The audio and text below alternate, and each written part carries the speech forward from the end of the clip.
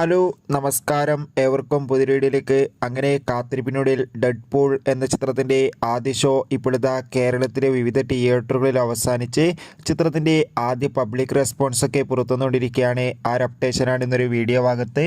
വീഡിയോയിലേക്ക് വരുമ്പോൾ ഈ വീഡിയോ ലൈക്ക് ചെയ്യുക, ചാനൽ സബ്സ്ക്രൈബ് ചെയ്യുക. ഈ വരുന്ന ജൂലൈ ഓഗസ്റ്റ് മാസം ധാരാളം ചിത്രങ്ങൾ OTT റിലീസ് ചെയ്യാൻ പോവുകയാണ്. ചാനൽ പരിശോധിച്ചാൽ നിങ്ങൾക്ക് കാണാൻ വേണ്ടി സാധിക്കുന്നതായിരിക്കും.